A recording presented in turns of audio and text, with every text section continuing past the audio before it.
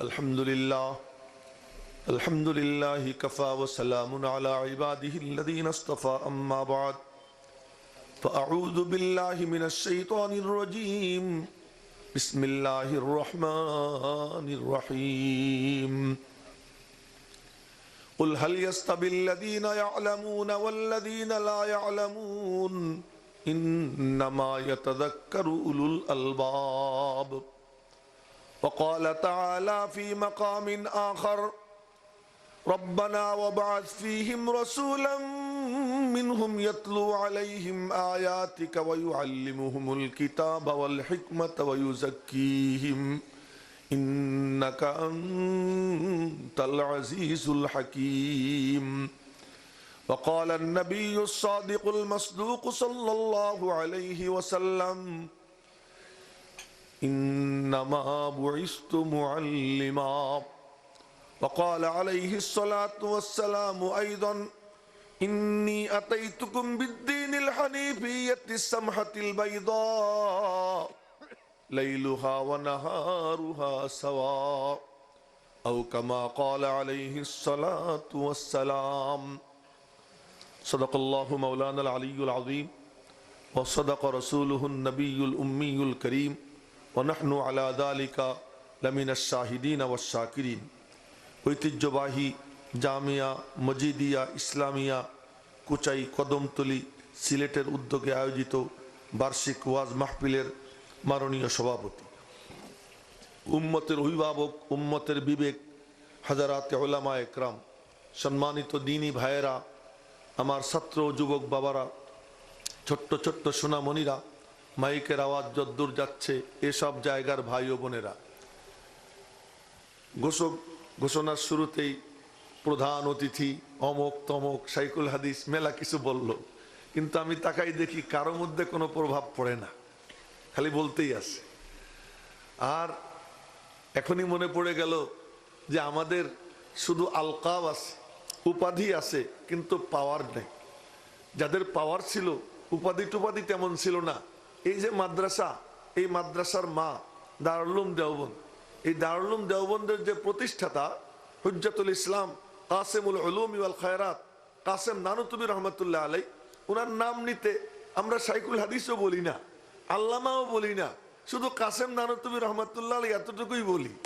বলতে গিয়ে শুধু বলি রশিদ আহমদ গঙ্গুই রহমাতুল্লাহ আলাই, আর কিচ্ছু বলি না। রশিদ আহমদ নাম, গঙ্গু ওনার বাড়ি, আর একটু রহমাতুল্লাহ আলাই যেহেতু মারা গেছেন এই জন্য এতটুকু। কিন্তু এক এক নাম নিলে আজমতে, ভক্তিতে, শ্রদ্ধায় অন্তরটা ভরে যায়। কি ব্যাপার? কই যে এত উপাধি নাই কিন্তু পাওয়ার আছে, পাওয়ারফুল।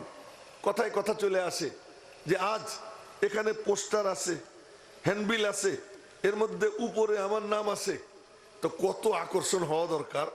কিন্তু দেখি প্যান্ডেল ফাঁকা, তো মনে মনে বলি এই দিয়ে কি আর আকর্ষণ হয় রে? আকর্ষণ তো হয় যদি মালিকের সাথে কানেকশন থাকে। এক যুবক যৌবনকালে বয়স মাত্র 18-19, এমন সময় তার বাপরে বলে, আব্বা আমি একটু ব্যবসা করব, আমার কিছু টাকা দেন।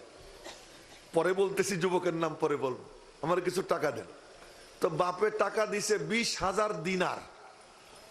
20,000 দিনার বর্তমান যুগের কয়েক কোটি টাকা হবে।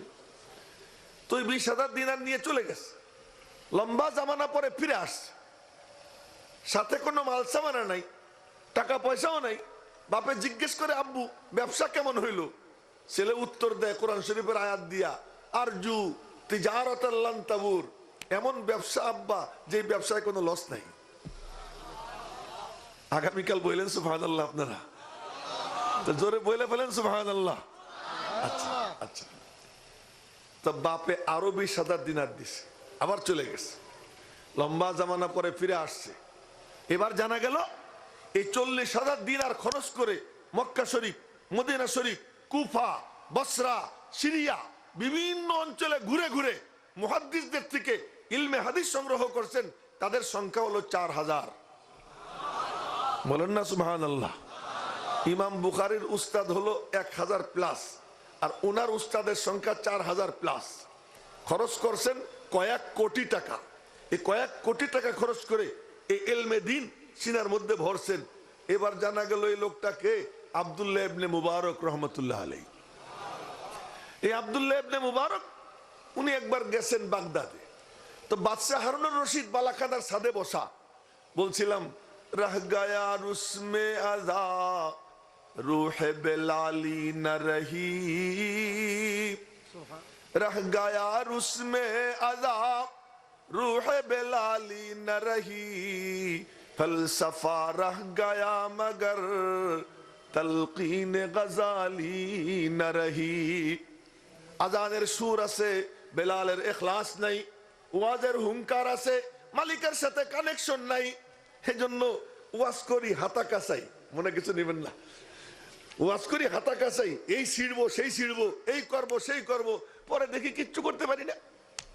কেন? হুঙ্কার আছে, পাওয়ার নেই। আর মোল্লা জীবনরে গ্রেপ্তারের পরোয়ানা জারি করছে বাদশাহ শাহজাহান। লক্ষ্য করেন, মোল্লা জীবনকে গ্রেপ্তার করবে বাদশাহ শাহজাহান, গ্রেপ্তারি পরোয়ানা জারি করছে।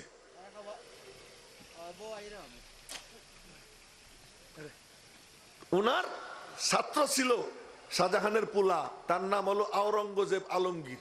এই এক একটা নাম নিতেছি অনেক বড়।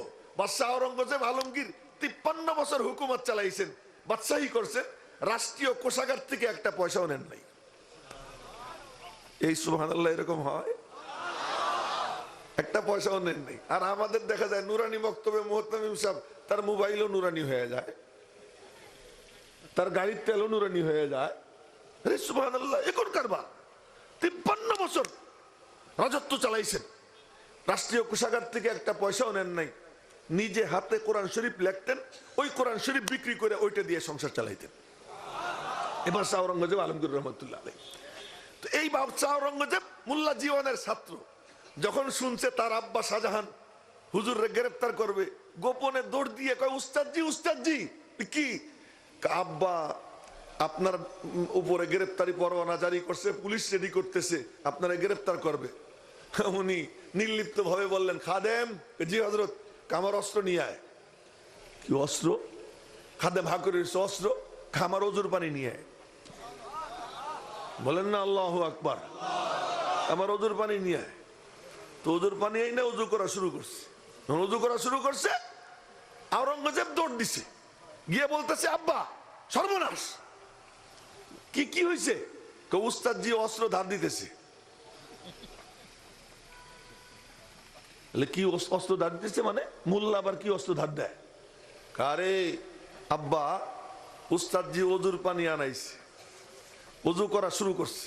যদি উস্তাদজি যায় নামাজে বৈশা নামাজ 2 রাকাত পড়া মালিকের কদমে যদি সিজদা দেয়, তো মনে রাখেন আপনার রাজত্ব কিচ্ছু থাকবে না।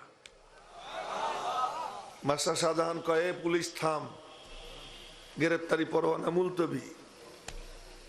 কয়টা অস্ত্র ছিল মোল্লা জীবনের? শুধু মালিকের সাথে কি কানেকশন? আজ হুঙ্কার তো দেই, কিন্তু পাওয়ার কোথায়? ও ভাই, তো বলতেছিলাম, আমি ইয়াহিয়া মাহমুদ সেই কাতারের সদস্য। এত মানে মাইকে কত কিছু বললো, লোক নড়ে না। আর আব্দুল্লাহ ইবনে মুবারক বাগদাদে ঢুকছেন, বাদশাহ হারুন বালাখানার সাথে বসা। এখন দেখতেছে বাগদাদের ঘর ঘর থেকে লোকজন রাস্তাঘাটে নামতেছে, পুরো বাগদাদ লোকে লোকারণ্য, লোকে লোকারণ্য। জিজ্ঞেস করলেন কি ঘটনা? বাদশাহ হারুন আবার কেমন লোক? বাদশাহ হারুনুর রশিদ প্রতিদিন 24 ঘন্টায় 200 রাকাত নফল নামাজ পড়তেন, এমন বাদশাহ, এমন বাদশাহ। তো লোকে লোকারণ্য। জিজ্ঞেস করতেছেন কি ঘটনা? আব্দুল্লাহ ইবনে মুবারক আসতেছে, তারে দেখার জন্য লোকজন ছুটছে। কোনো পোস্টার নাই, হ্যান্ডবিল নাই, কিন্তু তারে দেখার জন্য লোকজন ছুটছে। যখন উনি আইসে গেছেন, এখন সবাই বলতেছে, হুজুর আমরা হাদিস শুনবো। হুজুর উপরে বসাইছে, হুজুর উপরে বসে হাদিস বর্ণনা করতেছেন, আর সবাই হাদিস শুনতেছে। কেমন আগ্রহ ছিল তাদের মধ্যে, কেমনে শুনতো তারা, আমরাও শুনি, তারাও শুনতো। তখনকার লোক কেমন তৈরি হইতো, আর এখন কি হচ্ছে, খুব দুঃখ লাগে। ওয়াজ হয়ে যায়, কারো প্যান্ট টাকনোর উপরে উঠে না। ওয়াজ মাহফিল শেষ হয়ে যায়, কারো ঘরে টেলিভিশন বন্ধ হয় না। ওয়াজ মাহফিল শেষ হয়ে যায়, কেউ সুদি কারবার ছাড়ে না। ওয়াজ মাহফিল শেষ হয়ে যায়, কারো বিবি পর্দার মধ্যে ঢুকে না। ওয়াজ গেল কোথায়? বয়ান গেল কোথায়? বয়ানের মজলিসে আসি, সাহাবায়ে কেরাম বয়ান শুনতেন, পরে বলবো যদি সময় হয়। তো এবার ওনারে উপরে বসেছি, উপরে বসানোর পরে উনি হাদিস বলতেছেন, সামনের লোক সংখ্যা কত তা পরে বলবো। ওনার কথাটা পুরো মজলিসে পৌঁছে দেওয়ার জন্য যে মুকাব্বের, এই মুকাব্বেরের সংখ্যা 4000। মাইক টাইক নাই, মুকাব্বের দ্বারা হাদিস পৌঁছে দিয়েছেন। উনি বলতেছেন ক্বালা রাসূলুল্লাহ সাল্লাল্লাহু আলাইহি ওয়াসাল্লাম আল হালালু বাইয়িন ওয়াল হারামু বাইয়িন ওয়া বাইনাহুমা মুশতাবিহাত ফামান ইত্তাকা শুবহাত ইস্তাবরা লিদীনিহি ওয়া ইরদিহি ওয়া মান ওয়াকা ফিশ শুবহাত ওয়াকা ফিল হারাম কারাইন ইয়ারা হাওলাল হিমা ইউশিকু আন ইয়াকা ফিহি আও কামা ক্বালা আলাইহিস সালাম। কথার কথা এরকম একটা হাদিস উনি বললেন। আমি এমনি আপনাদেরকে বুখারী শরীফের একটা হাদিস এমনি শুনে এলাম, বলেন না একটু আলহামদুলিল্লাহ।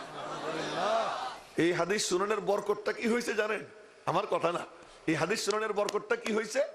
এই বরকতের সম্পর্কে বলছেন শাহ ওলিউল্লাহ। শাহ ওলিউল্লাহ কে? শাহ আব্দুর রহিমের ছেলে। শাহ আব্দুর রহিমকে উনি, খারাপ লাগতেছে না তো শুনতে, তো মনোযোগ দিয়ে শুনেন। উনি জুমার নামাজ পড়তে রওনা হয়েছেন, আমি এরকম গল্পই করি। জুমার নামাজ পড়তে রওনা হয়েছেন, চিপা রাস্তা, পাশে একটা ড্রেন, তো সাইজা গুইজা রওনা হয়েছেন। উনি যাইতেছেন এই দিক থেকে, একটা কুকুর আসতেছে ওই দিক থেকে, কুকুর আর শাহ আব্দুর রহিম মুখোমুখি। আর আমি ওই তো কুকুর আমারে গুতা দিয়া কাপড় চোপড় নষ্ট করে দিত। ওনারে দেখে কুকুর ওনার দিকে তাকাই রয়েছে হা কইরা, উনিও কুকুরের দিকে তাকাই রয়েছেন। যে কোনো একজনের ড্রেনে নামতে হবে, একজন কে নামবে? কতক্ষণ দাঁড়াই থেকে শাহ আব্দুর রহিম বললেন, কুকুর আজকে পবিত্র জুমার দিন, আমি সাইজা গুইজা আসছি, তোমার তোর পবিত্রতা দরকার নাই, তুমি নাইমে যাও, আমারে যাবার দাও।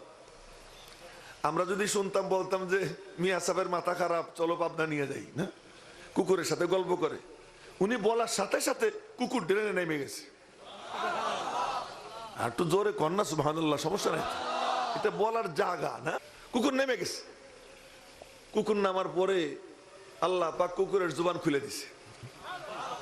এখন কুকুর বলে, হযরত আপনি তো উপরে থেকে কাপড় পরিষ্কার রাখলেন, আমারে নিচে নামাইলেন, কিন্তু আপনি বনি আদম নিজের বড় মনে করলেন, আমি কুকুর আমারে ছোট মনে করলেন, এই যে অহংকারের ময়লা লাগাইলেন দেলে, এইটা কি দিয়ে দুবেন? এই লোক হলো শাহ আব্দুর রহিম। এই শাহ আব্দুর রহিম বিবির সাথে মিলামেশার পরে সন্তান গর্ভে আসছে, তো খাজা কুতুবউদ্দিন বখতিয়ার কাকির কবরের পাশে গিয়ে মোরাকাবায় বসছেন। সুবহানাল্লাহ কয় না, তো মরা মানুষ। খাজা কুতুবউদ্দিন বখতিয়ার কাকি আবার কে? সুবহানাল্লাহ সুবহানাল্লাহ। 6 বছর ওনার বাপ ছিল না, এতিম। বড় বড় দ্বীনের খাদেম সব এতিম। তালাশ করে দেখবেন, বড় বড় দ্বীনের খাদেম ম্যাক্সিমাম কি এতিম। খাজা কুতুবউদ্দিন বখতিয়ার কাকি এতিম। 6 বছর বয়সে মা কোলে করে নিয়ে গেছে উস্তাদের কাছে। উস্তাদজি ওরে বিসমিল্লাহ পড়ান, আজকে কোরআন শরীফ পড়া শুরু হবে। উস্তাদজি বলছে, কুতুবউদ্দিন পড়ো বিসমিল্লাহির রহমানির রহিম। কুতুবউদ্দিন বিসমিল্লাহ বললে যে পড়া শুরু করছে, 17 পারা পড়ে ফেলেছে। জোরে বলবেন না সুবহানাল্লাহ? 17 পারা পড়ে ফেলেছে। এখন উস্তাদজি বলতেছে, হা করে চেয়ে রয়েছে। মারে বলতেছে, তুমি আমার সাথে মজাক করো, তোমার বলা 17 পারার হাফেজ, তুমি আনছো বিসমিল্লাহ পড়াইতে। মা বলতেছে, উস্তাদজি আমি কিচ্ছু জানি না, ও কোত্থেকে 17 পারা পড়লো আমি জানি না, ওরে জিজ্ঞেস করে। উস্তাদজি বলতেছে, বাবা কুতুবউদ্দিন তুই 17 পারা কোত্থেকে মুখস্থ করলি? মার কাছ থেকে। হ্যাঁ সুবহানাল্লাহ, আগামীকাল বলবে এই পেশের লোকজন। মার কাছ থেকে। মার কাছ থেকে কেমনে? আমার মারে আমারে কোলে নিয়ে দুধ খাওয়াইতো, তখনও কোরআন শরীফ পড়তো। আমার মা আমারে কোলে নিয়ে দুলা দেয়, সে কোরআন শরীফ পড়ে। আমার মা ঘর ঝাড়ু দেয়, কোরআন শরীফ পড়ে। আমি আমার মার মুখে কোরআন শরীফ শুনতে শুনতে আল্লাহ পাক আমাকে 17 পারার হাফেজ বানাই দিছে। এবার মা উস্তাদের কাছে পড়তে দিয়ে এসে মক্তবে মাদ্রাসায় ভর্তি করে দিয়ে আসছে। আগে নিয়ম ছিল 10টা 11টা ছুটি হইতো, এরপরে বাসায় গিয়ে নাস্তা করে। তো ছুটি হয়েছে, বাসায় গেছে, গিয়ে বলে, আম্মি ভোক লাগি হ্যাঁ রুটি দে দো। এই কাকি যে বলে, কাকি, কাক মানে রুটি, কাক মানে রুটি, এই জন্য ওনারে কাকি বলে। তো আম্মু খিদে লাগছে, রুটি দাও। মা বলে, কি একদিন আমি দিতাম, আজকে তোরে কোরআন শরীফের মাদ্রাসায় ভর্তি করছি, কোরআনওয়ালার কাছে রুটি চা, আমি দিব না। মা কেমনে সন্তান বানায় না? মা কেমনে সন্তান বানায়? কম আম্মু কেমনে? আমি তোরিকে শিখাই দিই। জায়নামাজ বিছিয়ে দিছে, জায়নামাজে বৈশা চোখ বন্ধ কইরা হাত উঠাইয়া আল্লাহর কাছে রুটি চা, কচি কচি হাত এরকম উঠাইয়া, আল্লাহ ভোক লাগিয়ে হ্যাঁ মুঝে রুটি দে দো, রুটি দে দো। এ যদি কেউ দেখে, কোনো বাচ্চা যদি রাস্তায় বসে এমন দোয়া করে, আমার তো মনে হয় যে মুজিরউদ্দিন সাহেব তার পকেট থেকে টাকা বাইর করে তাড়াতাড়ি দিবে। আপনারা যে কেউ দিবেন। এই কাঁদতেছে, মা তাড়াতাড়ি করে রুটি বানাইয়া জায়নামাজের নিচে রেখে গেছে। ও তো দোয়া করতেছে এক মনে। মা বলতেছে, দোয়া করতেছিস, রুটি টুটি আসলো কিনা পরীক্ষা করে দেখ। জায়নামাজ উঠে গিয়ে দেখে রুটি দিছে, কিন্তু মা এখনো সুবহানাল্লাহ টাইম আসে নাই, পরে দিছে কিন্তু মা। এখন নিয়মিত আসে, ও মনে করে আমি আল্লাহর কাছে চাই, আল্লাহ আমারে দেয়।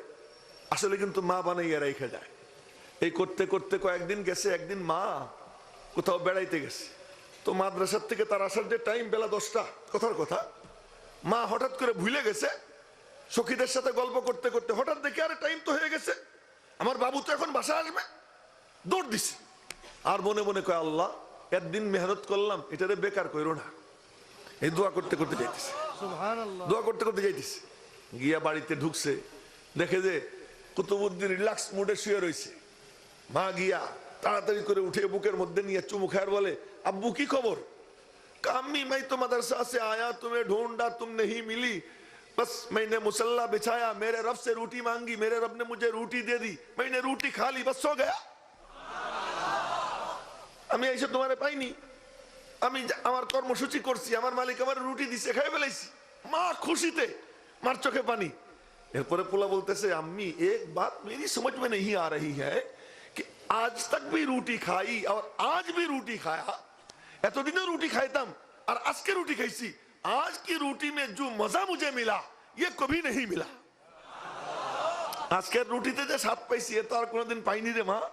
মা মনে মনে কয় কেমনে পাবি, একদিন তো দিলাম আমি, আজ তো দিছে সরাসরি তোর রব। এই সেখান থেকে ওনার নাম হয় খাজা কুতুবউদ্দিন বখতিয়ার কাকি। এই খাজা কুতুবউদ্দিন বখতিয়ার কাকি ওনার কবরের পাশে বৈশা হযরত শাহ আব্দুর রহিম মুরাকাবা করতেছেন। মুরাকাবার মধ্যে যে আমার ছেলেটা আসতেছে, কি করা যায়, কি করব, তারে নিয়ে ভবিষ্যতে এইসব নিয়ে মুরাকাবা করতেছেন। খাজা কুতুবউদ্দিন বখতিয়ার কাকি ওনারে বলতেছেন, এ আব্দুর রহিম, তোর বিবির পেটে যে বাচ্চা আসতেছে সে কুতুবুল আকতাব হবে, তুই তার নাম রাখবি কুতুবউদ্দিন আহমদ। বলেন না সুবহানাল্লাহ। তার নাম রাখবি কুতুবউদ্দিন আহমদ। তো উনি তো কুতুবউদ্দিন আহমদ নাম মনে মনে রেখে দিয়েছেন, কুতুবউদ্দিন আহমদ নাম রাখবেন। একদিন শেষ রাত্রে তাহাজ্জুদের নামাজ পড়ছেন স্বামী স্ত্রী পাশাপাশি। ওনার স্ত্রী মুনাজাতে হাত উঠেছে, হাত উঠাইয়া স্বামীরে ডাক দিয়ে বলতেছে, শাহ আব্দুর রহিমকে ডাক দিয়ে বলতেছে, কি ব্যাপার, আমার হাতের মধ্যে ছোট ছোট দুইটা হাত দেখতেছি। শাহ আব্দুর রহিম বলতেছেন, দেখবা না তোমার পেটের মধ্যে তো ওলিউল্লাহ। এই হইল শাহ ওলিউল্লাহ নাম। এই যে ওলিউল্লাহ নাম হইল, এই শাহ ওলিউল্লাহ মুহাদ্দিস দেহলভী রহমাতুল্লাহ আলাইহি উনি রওজা পাকের পাশে বসে মুরাকাবা করতেছেন, এটা দেখার জন্য যে পৃথিবীর যেসব জায়গায় হাদিসের চর্চা হয় ওই জায়গাগুলো কেমন। তো উনি দেখতেছেন মুরাকাবার মধ্যে যে যেখানে যেখানে হাদিস চর্চা হয় ওই জায়গার মাঝে আর রওজা পাকের মাঝে কোনো বেড়া নাই, কোনো দেয়াল নাই, কোনো পর্দা নাই, সরাসরি রওজা পাক থেকে ওখানে নূরের তাজাল্লি পড়তেছে। জোরে বলবেন না সুবহানাল্লাহ।